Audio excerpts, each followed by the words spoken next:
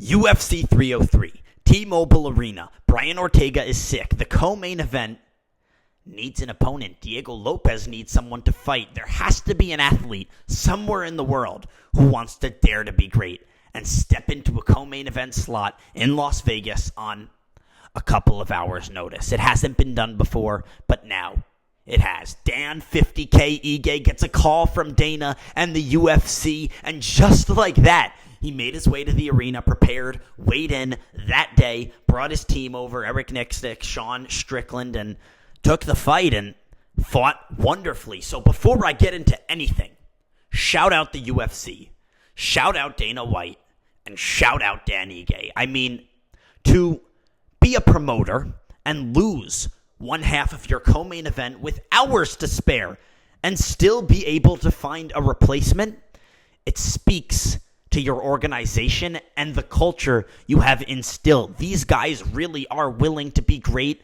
anytime, anywhere. And Dan Ige is an embodiment of anytime, anywhere. This guy did something that is, unthinkable to most. The average human being does not want to get into a physical altercation. They don't want to get into a fight in their daily life. I can tell you, I don't really like getting punched in the face. It's not a pleasant feeling, but Dan Ige does not care, does what he does, and dares to be great. Steps into the octagon on hours' notice and fights a freaking heck of a fight. So yeah, that was awesome to watch. And shout out Diego Lopes. He was ready to fight at 145 pounds, weighed in at 145. Brian Ortega said he couldn't make 145, agreed to a 155-pound catch weight, moves up 10 pounds. Brian Ortega pulls out.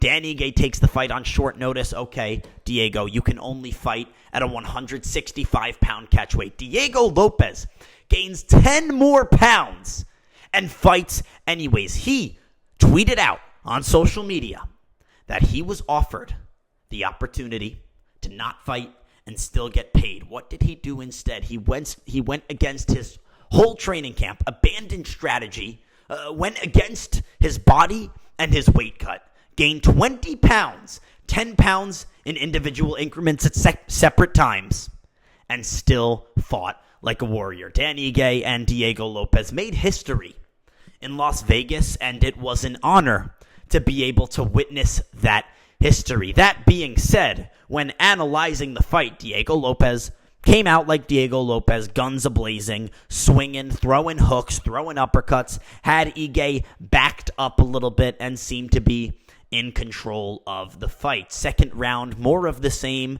Diego Lopes fights a great first 10 minutes. Looks like the Diego Lopes we know and love. Then, just like that, third round, 5 minutes to go. It's no surprise that he got tired. The 20 pounds that he had to gain in one singular day. Not only the physical tension that comes with that, but the emotional stress.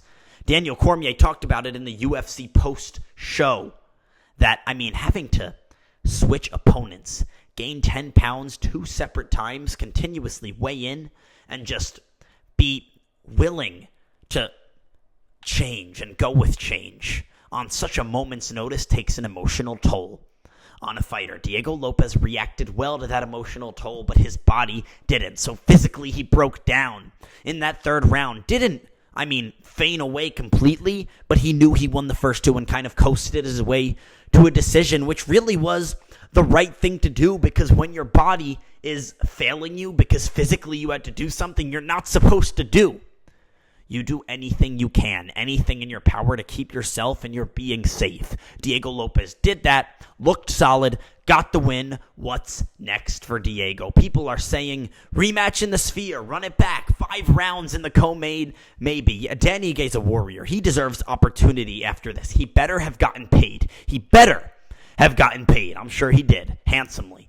And he deserves opportunity after this. Dan Ige has been relatively stagnant, sitting around the bottom of the top 15, wavering in and out of it, but he's never really gotten that opportunity to fight really high up there in the rankings. He fought Movsar, but that was when Movsar was relatively untested. He did lose to Movsar, tough matchup for him because of Movsar's incredible grappling, But Dan deserves opportunity after this. He showed that he can step in there with the best in the world on quite literally a moment's notice and get the job done. He didn't win, but he certainly got the job done in saving the promotion, saving the company, and saving the event all on that day. Shout out Dani Ige. He deserves opportunity, but I do not want to see the rematch. Diego Lopes, full camp, 5-round fight, in my opinion, at 145 with real cardio, destroys Dani Ige. I mean, he looked like the better fighter until he got tired. Full training camp, Diego Lopes with no after effects once he weighs in. No gaining 20 pounds in 24 hours.